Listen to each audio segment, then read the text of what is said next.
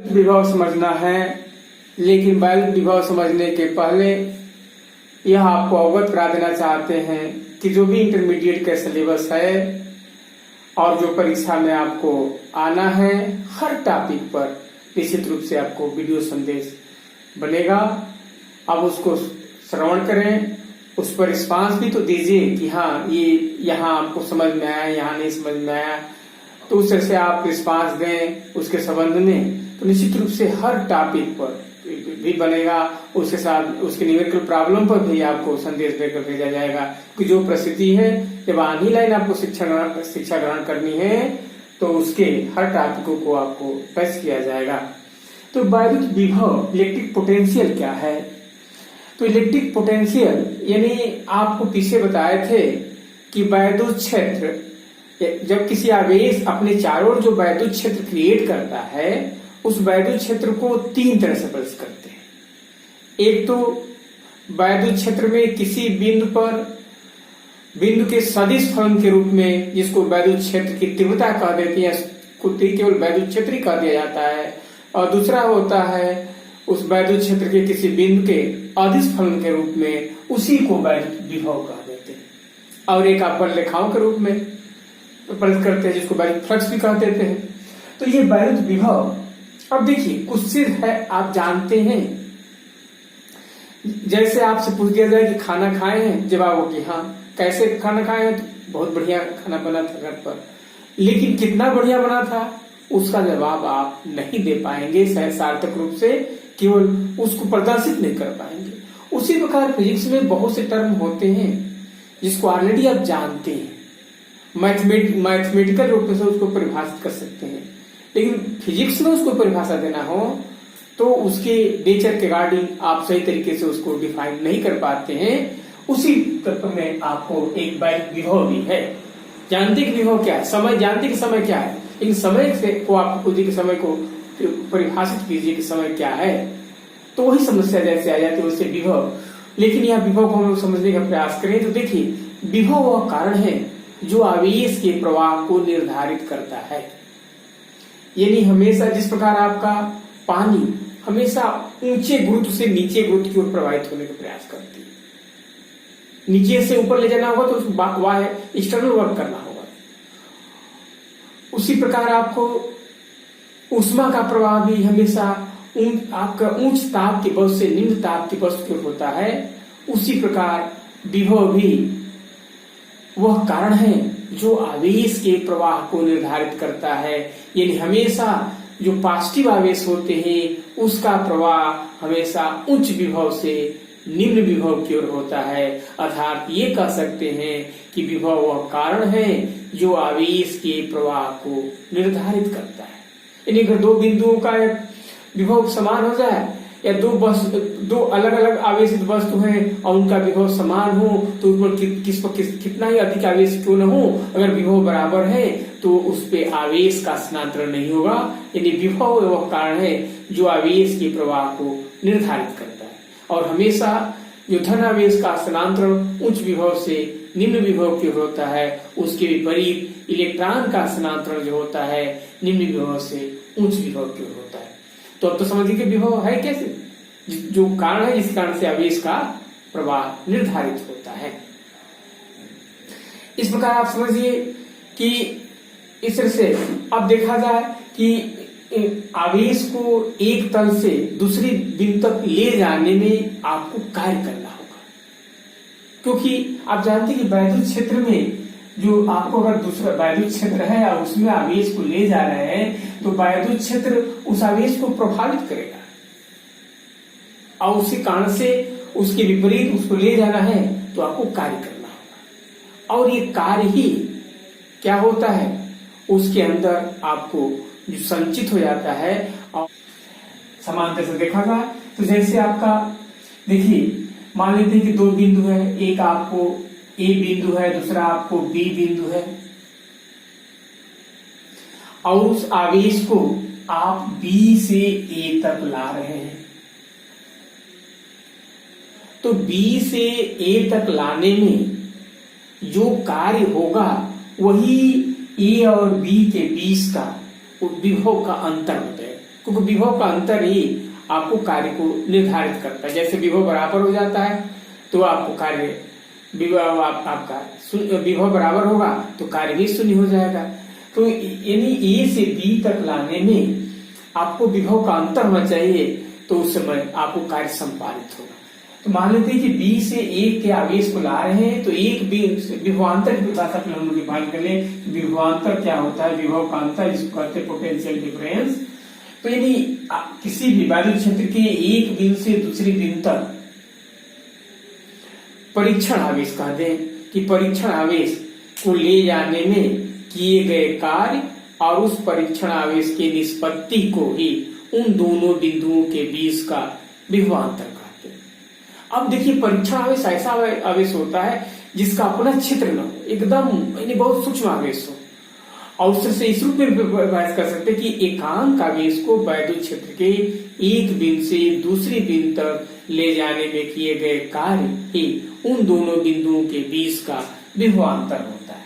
इस प्रकार VA minus VB बराबर WB2A अपान परीक्षण आवेश में Q0 है, तो उसके मैथमेटिकल रूप से ऐसे लिख सकते हैं कि VA माइनस VB बराबर WB2A बटा में Q0, जहाँ Q0 का है उस परीक्षण आवेश है। अब ये बताइए कि W क्या कार्य है? कार्य का मात्रक क्या होता है? जूल होता है, और आवेश का मात्रक कूलाम होता है। इसके आधार पर विभव का मात्रक जो होता है वोल्ट होता है। जूल प्रति कूलाम, जिसको क्या कहते हैं? आपका वोल्ट कह देते हैं। वैज्ञानिक के नाम पर आपको इसका नाम वोल्ट रखा गया है, वोल्टा के नाम पर। तो ये विभव का विभवांतर का मात्रक हो या विभव का मात्रक आपका वोल्ट होता है। और एक वोल्ट की परिभाषा क्या होगी? तो अगर एक कूलाम को आवेश को एक बिंदु से दूसरे बिंदु तक लाने में एक जूल कार्य किया जाए तो उन बिंदुओं के बीच का विभवांतर क्या होता है? 1 वोल्ट के बराबर होता है। यानी अगर एक कूलाम के आवेश को एक बिंदु से दूसरे बिंदु तक लाने में 1 जूल कार्य किया जाए तो उन बिंदुओं के बीच का विभवांतर क्या होगा? आपको 1 वोल्ट के बराबर होता है। इसके आधार पर भी आपको अगर इसके मान को अनंत कर दे, यानी अगर यह पॉइंट इंफिनिटी पर रख दिया जाए,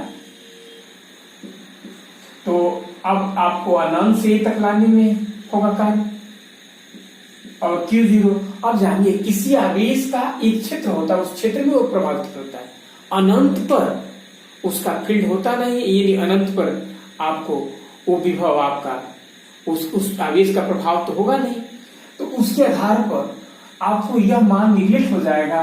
इसके आधार पर केवल उस बिंदु का विभव मिलेगा, ये W इंफिनिटी 2 अपान Q0।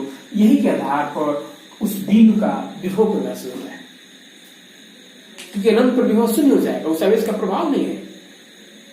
इस आधार पर क्या कह सकते हैं कि किसी आवेश को अनंत से किसी बिंदु तक लाने में किए गए कार्य और उस आवेश के अनुपात को ही उस बिंदु का विभव कहलाता है।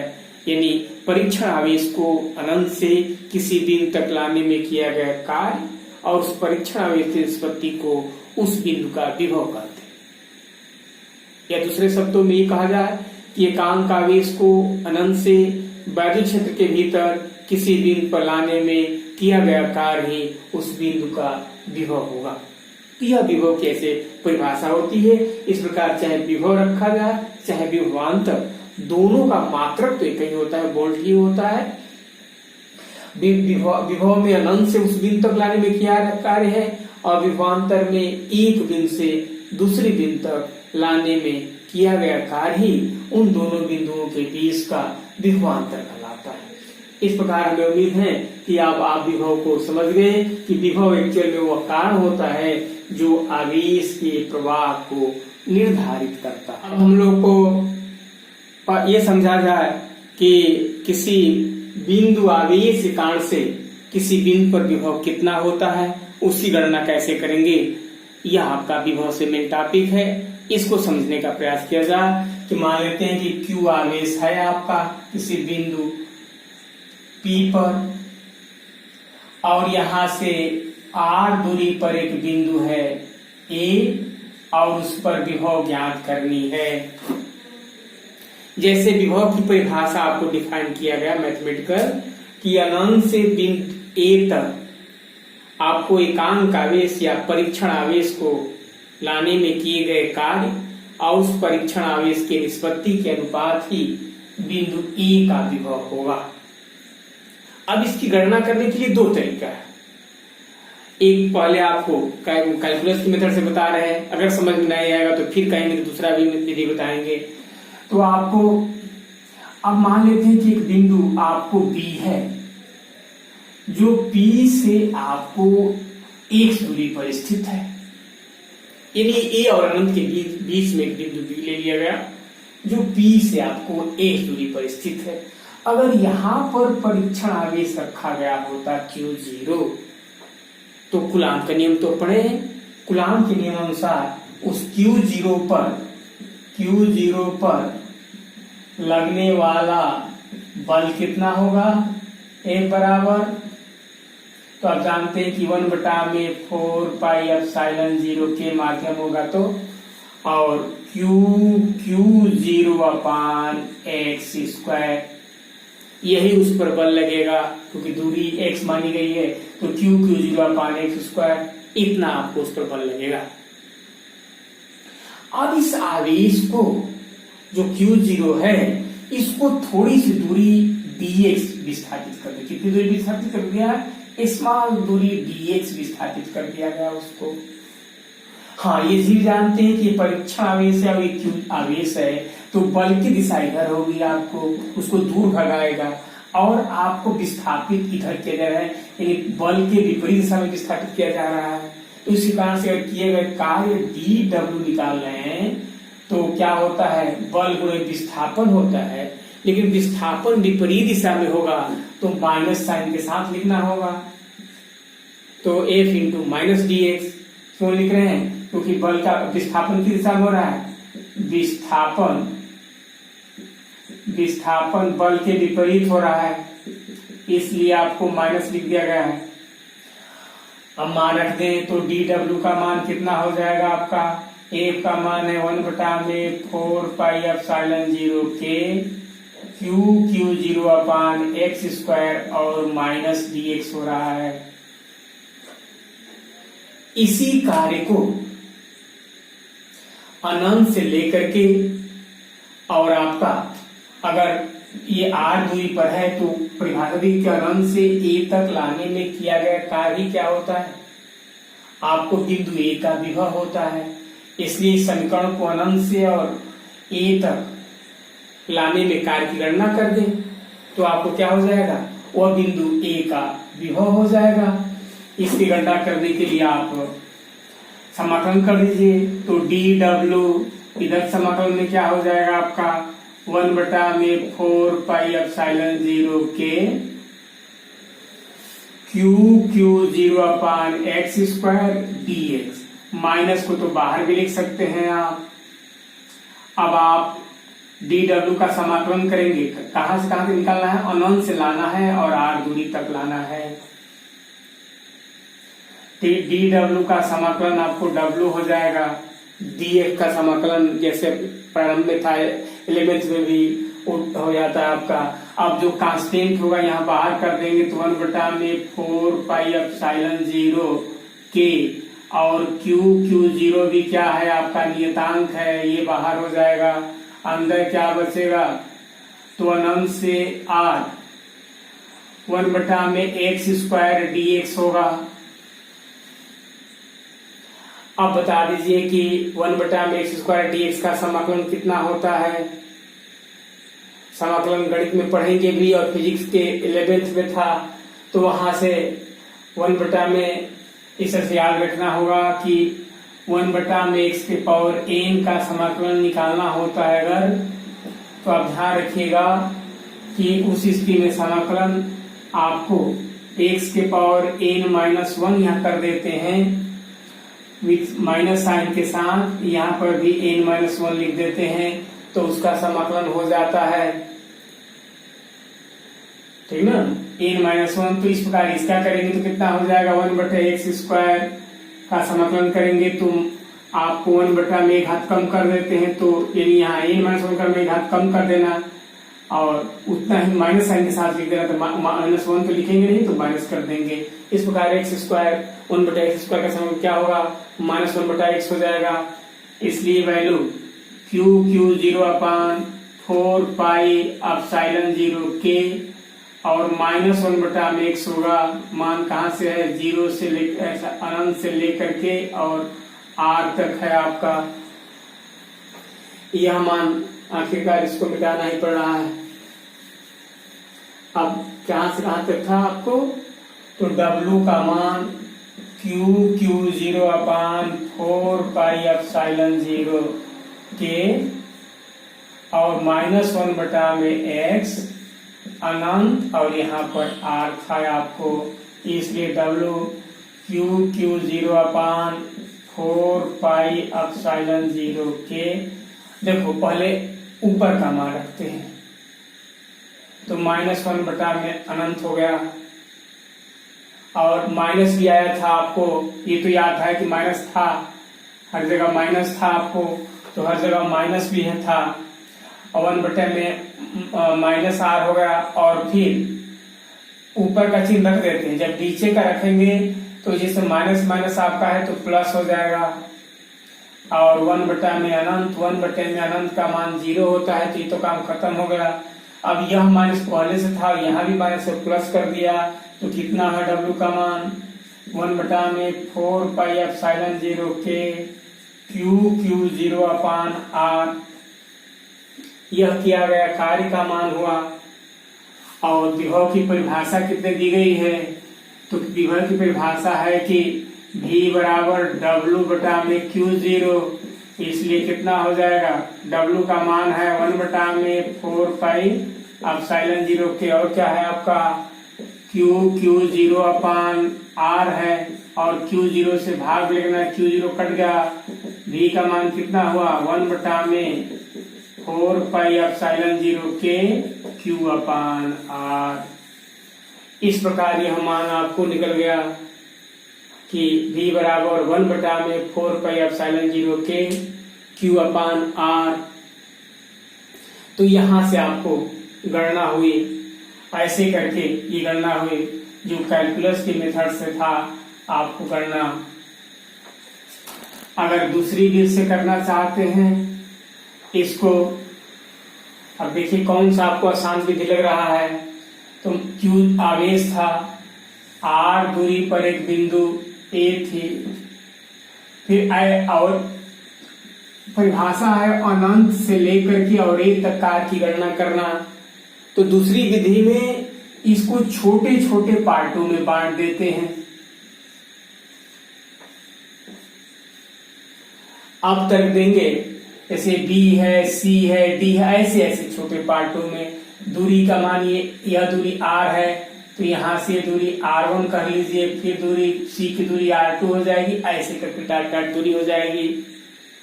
अब बताइए कि A पर रखा जाएगा Q0 को, तो उस पर लगने वाला बल कितना होगा, A मान लीजिए, तो 1/4 पाई एप्सिलॉन 0k Q0/r² होगा। B पर रखेंगे तो कितना हो जाएगा, FB 1/4 pi epsilon 0k Q0/r² हो जाएगा।